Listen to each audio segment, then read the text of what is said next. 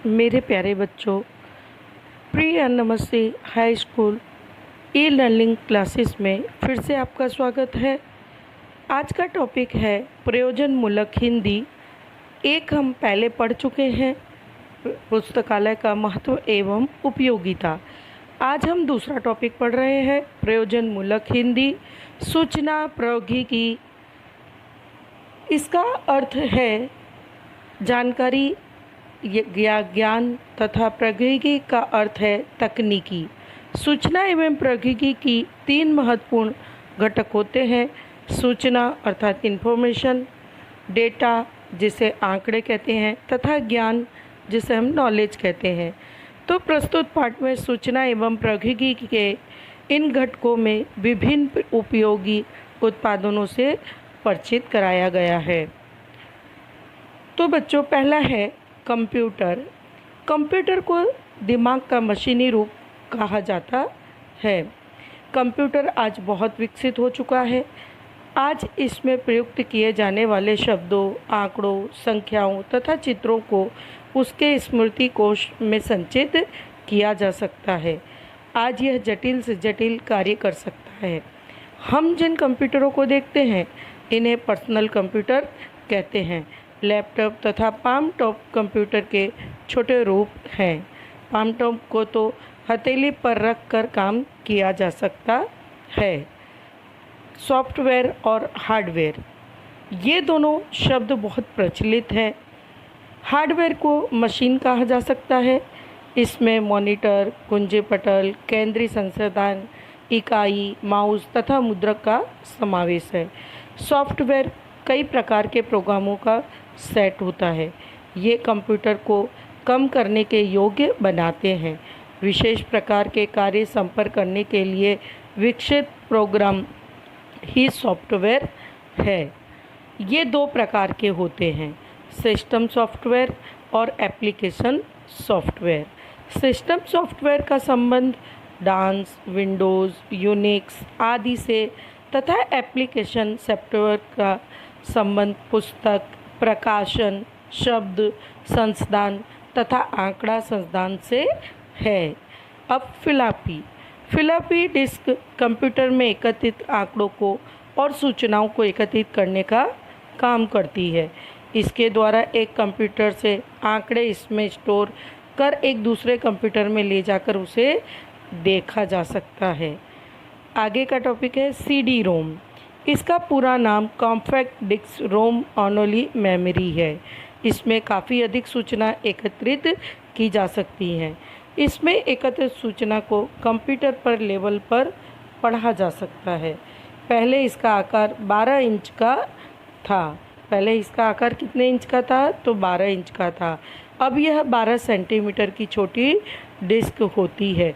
तो बच्चों, एग्ज़ाम में आपको ऐसे ही पूछे जाएंगे एक टॉपिक कंप्यूटर, तो इसका शॉर्ट नोट या टिप्पणी कहा जा सकता है। तो ये आपको पूछे जाएंगे एक मार्क में। कोई भी टॉपिक पूछा जा सकता है, सीडी रोम, फ्लॉपी या सॉफ्टवेयर या हार्डवेयर में अंतर बताइए, अर्थात कंप्यूटर। अब आगे का टॉपिक है इंटरनेट। इंटरनेट दुनिया भर के कंप्यूटरों को जोड़कर बनाया गया नेटवर्क है।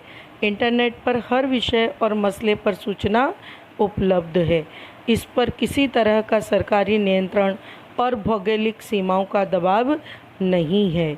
इसके कारण सूचना के आदान प्रदान में क्रांति आ गई है। अब मोबाइल फ़ोन तथा टेलीविज़न जैसे उपकरणों पर भी इंटरनेट एक्सेस किया जा सकता है। इंटरनेट को कोई भी एक्सेस कर सकता है। अब दूसरा टॉपिक है इंट्रानेट। सरकार और कंपनियों के विभिन्न ऑफिसों के आपसी नेटवर्क को इंट्रानेट कहते हैं। इंटरनेट का छोटा रूप है। फ़र्क इतना ही है कि इंटरनेट को कोई भी एक्सेस कर सकता है, जबकि इंट्रानेट किसी खास संस्थान की ज़रूरतों को पूरा करने के लिए होता है। अब आगे का टॉपिक है www। www का पूरा नाम है वर्ल्ड वाइड वेब। इसे अंडरलाइन करें बच्चों कि इसका पूरा नाम क्या है www का। तो www का पूरा नाम है वर्ल्ड वाइड वेब। यह दुनिया भर में फैला हुआ जाल है। इसके द्वारा हम इंटरनेट पर अपनी मनचाही साइट पर पहुंच सकते हैं। इसमें हम चीज़ें पढ़ सकते हैं, चित्र देख सकते हैं, आवाज़ भी सुन सकते हैं। लेकिन वर्ल्ड वाइड वेब और इंटरनेट दोनों एक नहीं हैं।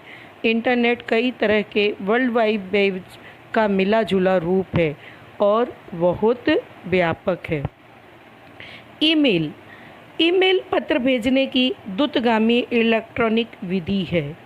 इससे कोई भी संदेश पलक झपकते दुनिया में कहीं भी पहुंच सकता है। ईमेल के साथ चित्र और आवाज़ वाली फाइलें भी भेजी जा सकती हैं। कई वेबसाइट मुफ्त ईमेल द्वारा सेवा पेश करती हैं। इसके अंतर्गत आप अपनी एक ईमेल पहचान बनाते हैं और उस खास साइट यानी पहचान पर संदेश भेजा जा सकता है। HTML का मतलब है हाइपर टेक्स्ट मार्कअप लैंग्वेज। इस कंप्यूटरी ज़बान का उपयोग वर्ल्ड वाइड वेब पर डेटा पेश करने के लिए किया जाता है। HTTP का अर्थ है हाइपर टेक्स्ट ट्रांसफ़र प्रोटोकॉल। इस सिस्टम का उपयोग वर्ल्ड वाइड वेब से डॉक्यूमेंट मंगाने और भेजने के लिए होता है। ऑपरेटिंग सिस्टम यह एक ऐसा प्लेटफॉर्म होता है जो आपके कंप्यूटर पर विभिन्न सॉफ्टवेयर और प्रोग्राम चलाने में मदद करता है। अब है ब्राउज़र। ब्राउज़र एक सॉफ्टवेयर है। यह हमें वर्ल्ड वाइड वेब तक पहुंचने में मदद करता है। अपने कंप्यूटर पर ब्राउज़र के चिन्ह पर क्लिक करने पर हम इंटरनेट से जुड़ जाते हैं। Search engine internet Vishal Sagar के समान होता है। इसमें तरह तरह की सूचनाएं होती हैं। मनपसंद जानकारी ढूंढना हमें बहुत कठिन काम होता है। सर्च इंजन मनपसंद जानकारी ढूंढ कर लाने का काम करता है। वैसे सभी वेबसाइटों में सर्च इंजनों की व्यवस्था होती है। गूगल, लाइकोस तथा आस्क जैसी खास वेबसाइट सर्च इंजन का काम करती हैं। सर्च इंजन में वांछित विषय से संबंधित शब्द लिखना होता है। वर्ल्ड वाइड वेब से सारी जानकारी खोज लाता है। ई कॉमर्स का मतलब है इलेक्ट्रॉनिक कॉमर्स। इससे कंप्यूटर पर बैठे बैठे कारोबार करना संभव हो गया है। ई कॉमर्स के दो तरह का होता है। पहला B2B यानी बिजनेस टू बिजनेस। इसके द्वारा दो कंपनियां आपस में कारोबार करती हैं। दूसरा है B2C यानी बिजनेस टू कस्टमर। इसके द्वारा कंपनियां इंटरनेट के जरिए आम लोगों को सामान बेचती हैं। ब्रॉडबैंड इस समय इंटरनेट से मिलने वाली सूचनाओं, चित्रों, आवाज़ वाली फाइलों को कंप्यूटर पर प्राप्त करने में बहुत समय लगता है। ब्रॉडबैंड के द्वारा बहुत तेज़ी से हम इंटरनेट एक्सेस कर सकेंगे। पूरे विश्व में इस दिशा में काम हो रहा है। बैंडविड्थ का अर्थ है किसी नेटवर्क कनेक्शन की क्षमता। इससे यह पता चलता है कि उस नेटवर्क में डेटा का प्रवाह कितनी तेज़ी से होता है। अब आगे का टॉपिक है वायरस से कंप्यूटर का ऑपरेटिंग सिस्टम तबाह हो जाता है। वायरस एक तरह का घुसपैठिया कंप्यूटर प्रोग्राम होता है। यह टेलीफोन लाइन, फ्लॉपी अथवा डिस्क के माध्यम से घुसपैठ करता है। आजकल ईमेल के माध्यम से वायरस भेजे जाने लगे हैं। ISP का पूरा नाम है इंटरनेट सर्विस प्रोवाइडर। यह कंपनी इंटरनेट सेवा उपलब्ध कराती है। ये कंपनियां ऑप्टिक फाइबर, टेलीफोन लाइन अथवा केबल के माध्यम से सेवा उपलब्ध कराती हैं। कई ISP ने फ्री सेवा भी शुरू की है। ASP का पूरा नाम है एप्लीकेशन सर्विस प्रोवाइडर। ये आवश्यकता के अनुसार सॉफ्टवेयर आदि तैयार करते हैं। ई कॉमर्स की दुनिया में इनकी ज़रूरत रोज़ाना बढ़ती जा रही है। अब 3G और 4G फ़ोन, इस समय 3G यानी तीसरी पीढ़ी और 4G अर्थात चौथी पीढ़ी, जो बच्चों आज चौथी पीढ़ी 4G फ़ोन वाला आज हम लोग यूज़ कर रहे हैं कि मोबाइल फ़ोन विकसित करने का काम तेज़ी से हो रहा है। इन फ़ोनों में पीसी की तरह इंटरनेट देखने की व्यवस्था होगी। इससे मल्टीमीडिया का संदेश भेजना सरल हो जाएगा और सूचना बहुत तीव्र गति से भेजी जा सकेगी। आज के मोबाइल दूसरी पीढ़ी के हैं। वेब यानी वायरलेस एक्सेस प्रोटोकॉल, इससे मोबाइल उपकरणों पर इंटरनेट देखा जाता है। वेब की मदद से बिना चित्रों वाला इंटरनेट देखा जा सकता है। तो दूसरा टॉपिक है बच्चों SMS और EMS। SMS का अर्थ है शॉर्ट मैसेज सर्विस और EMS का अर्थ है एक्सटेंड मैसेज सर्विस।